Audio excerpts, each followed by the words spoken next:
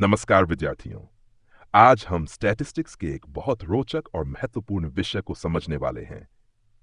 Statistics हमें data को समझने और सही निर्णय लेने में मदद करता है, लेकिन कई बार लोगों के मन में स्टैटिस्टिक्स के प्रति संदेह या डिस्ट्रस्ट भी पैदा हो जाता है। ऐसा इसलिए होता है क्योंकि कभी-कभी स्टैटिस्टिकल डेटा का गलत उपयोग किया जाता है या उसे गलत तरीके से प्रस्तुत किया जाता है। इसलिए स्टैटिस्टिक्स को समझने के साथ साथ ये भी जानना जरूरी है कि लोगों में डिस्ट्रस्ट क्यों पैदा होता है और इसे कैसे दूर किया जा सकता है। अब एक क्लासरूम का दृश्य सोचिए। टीचर बोर्ड पर लिखते हैं, explain the distrust of statistics, how can we remove it. Students थोड़ा चौंक जाते हैं। वे सोचते हैं कि स्टैटिस्टिक्स तो एक साइंटिफिक सब्जेक्ट है, फिर लोग उस पर विश्वास क्यों नहीं करते। टीचर समझाते हैं कि कई बार नंबर्स को इस तरह प्रस्तुत किया जाता है कि वे सच्चाई को पूरी तरह नहीं दिखाते। इसलिए कुछ लोग ये मानने लगते हैं कि स्टैटिस्टिक्स का उपयोग किसी भी आर्ग्यूमेंट को सही साबित करने के लिए किया जा सकता है।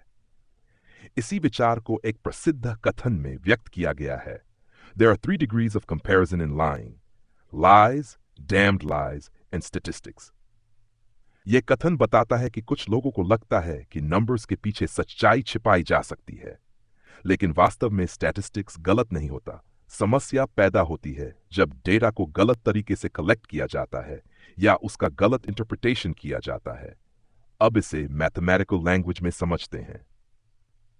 Distrust of statistics refers to the lack of confidence some people have in statistical results because statistical data can sometimes be misused, misinterpreted, or manipulated. This distrust often arises when the person handling statistical data is dishonest, biased, or inexperienced. In such cases, the conclusions drawn from the data may become misleading. Therefore, distrust in statistics usually develops due to the incorrect use or misunderstanding of statistical methods, not because statistics itself is unreliable.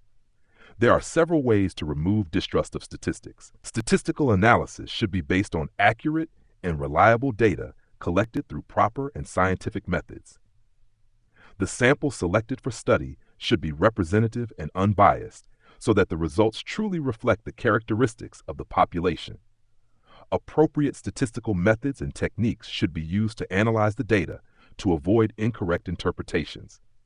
Statistical results should always be interpreted carefully, considering logical reasoning and proper context.